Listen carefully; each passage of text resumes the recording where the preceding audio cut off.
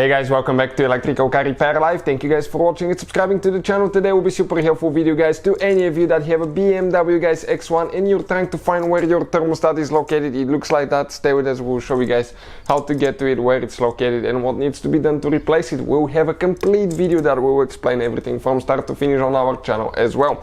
Before we start guys, let me introduce you.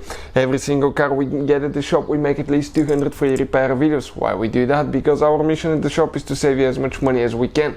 All we need in return, please subscribe to the channel and like the video guys, that way we can keep providing that free information. If you need to buy new thermostat, parts to use for your BMW X1, check out the links will be shared guys in the description of the video below for your convenience. So check it out if you need help with something. Let me show you now what we have here. This is N52 6-cylinder engine guys. It can be found in many BMWs including X1, X3, 3 Series, 5 Series BMW, even 1 Series BMW. If you want to see mechanical videos how to fix that engine and replace pretty much anything on it, you can find it on our main channel, Auto Repair guys.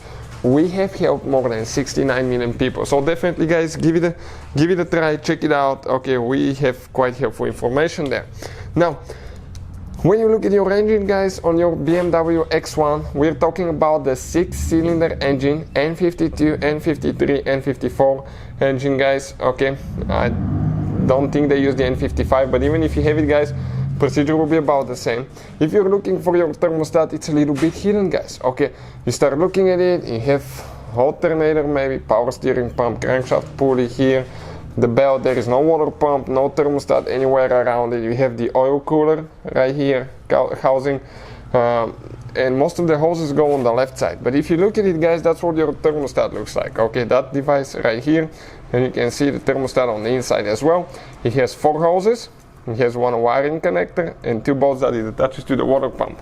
Now if you look on the very left side, okay, this is your water pump. You have guys actually electric water pump that uses electricity, it's not driven by the belt. And number 2 guys, right next to it, attached with 2 bolts on the bottom, you have your thermostat. Okay, this is it, that's the thermostat housing. Now without removing the radiator, fan and the radiators guys, you may have a really hard time removing it, but we'll make a complete video that will explain every single detail and where everything is located on that thing. Another thing, always guys, 2 things that you need to do. Use original BMW coolant because you need to drain your cooling system. That will be the good time to flush the system.